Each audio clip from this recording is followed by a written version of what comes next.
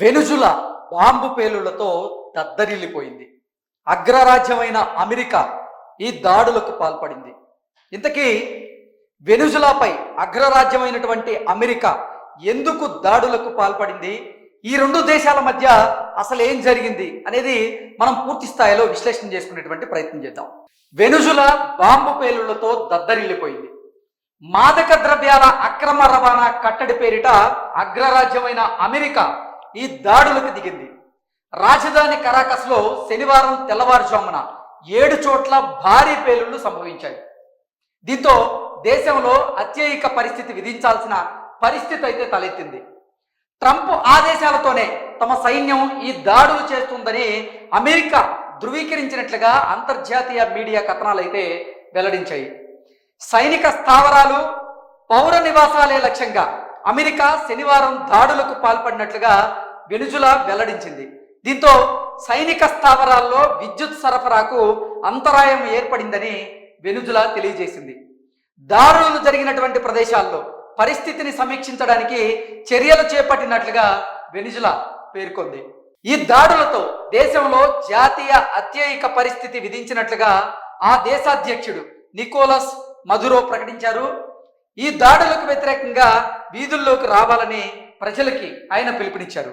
ఈ దాడులకు ముందు అమెరికా విమానయాన సంస్థలకు యుఎస్ ఫెడరల్ ఏవియేషన్ అడ్మినిస్ట్రేషన్ నోటంని జారీ చేసింది.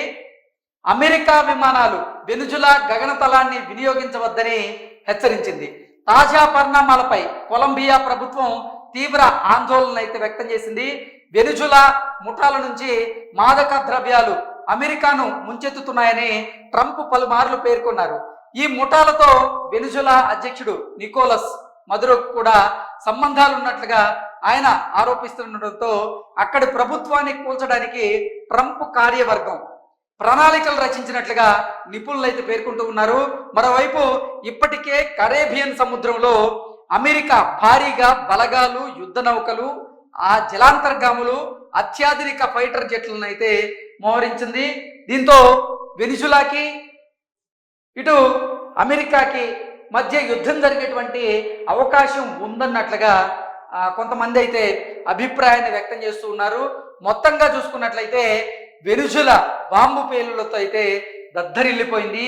మాదక ద్రవ్యాల అక్రమ రవాణాని కట్టడి చేసేందుకే ఈ దాడులకు పాల్పడినట్లుగా అగ్రరాజ్యమైనటువంటి అమెరికా ధృవీకరించినట్లుగా అంతర్జాతీయ మీడియాలో అయితే కథనాలు వస్తూ ఉన్నాయి.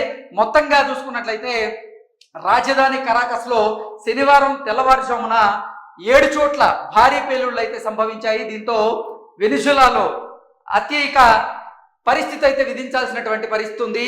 ఈ దాడులకు వ్యతిరేకంగా ఇప్పుడు వెనుజులాలో ఉన్నటువంటి ప్రజలు వ్యతిరేకంగా వీధుల్లోకి రావాలని ఆ దేశ అధ్యక్షుడైనటువంటి నికోలస్ మదురో ఆయన ప్రకటించడం జరిగింది. మాదక ద్రవ్యాల అక్రమ రవాణా చేసేటువంటి ముఠాతో ఆ దేశాధ్యక్షుడైనటువంటి నికోలస్కి సంబంధాలు ఉన్నాయని అగ్రరాజ్యమైనటువంటి అమెరికా భావించిందని, అందుకే ఇప్పుడు వెనుజులా మీద బాంబు దాడులు చేసింది అనేటువంటి వార్తలు అయితే వస్తూ ఉన్నాయి. తాజాగా ఈ పరిణామాల మీద కొలంబియా ప్రభుత్వం తీవ్ర ఆందోళన అయితే వ్యక్తం చేసింది. వెనుజులా ముఠాల నుంచి మాదక ద్రవ్యాలు అమెరికాను ముంచెత్తుతున్నాయని ట్రంప్ పలుమార్లు అయితే పేర్కొనడం జరిగింది. ఆ ముఠాలతో వెనుజులా అధ్యక్షుడైనటువంటి నికోలస్ మదురో కూడా సంబంధాలున్నాయని ఆరోపణలు రావడంతో అక్కడి ప్రభుత్వాన్ని కూల్చడానికి ట్రంప్ కార్యవర్గం ప్రణాళికలు రచిస్తున్నట్లుగైతే నిపుణులు తెలియజేస్తున్నారు. సో దీని ప్రకారంగా చూసుకున్నట్లయితే వెనుజులాని నిజంగా అమెరికా చిత్తు చేసేందుకు సిద్ధమైందని, అందులో భాగంగానే ఇప్పుడు కరేబియన్ సముద్రంలో అమెరికా భారీగా బలగాలను సిద్ధం చేసిందని, యుద్ధ నౌకలను, జలాంతర్గాములను, అత్యాధునిక ఫైటర్ జెట్లను కూడా అక్కడ మోహరించింది అన్నట్లుగా కొంతమంది అంతర్జాతీయ నిపుణులు అయితే అంచనా వేస్తూ ఉన్నారు. సో మొత్తంగా చూసుకున్నట్లయితే ఇది నిజంగా అమెరికా చేయించిందా, ట్రంప్ ఆదేశాల మేరకే అమెరికా అధికారులు ఈ దాడులకు పాల్పడ్డారా అనేది తెలియాలంటే దీని మీద అమెరికా అధికారులు కానీ లేకపోతే వైట్ హౌస్ ప్రతినిధులు కానీ స్పందిస్తే మాత్రం దీని మీద ఒక క్లారిటీ వచ్చేటువంటి అవకాశం ఉంది. లేదంటే నిజంగా అంతర్జాతీయ మీడియాలో వస్తున్నటువంటి కథనాల ఆధారంగా నిజంగా ఇది ట్రంప్ ఆదేశాల మేరకే అమెరికా అధికారులు ఈ దాడులు చేసి ఉండొచ్చు అనేటువంటి వార్తలు అయితే ప్రస్తుతం చక్కర్లు కొడుతూ ఉన్నాయి. Thank you so much.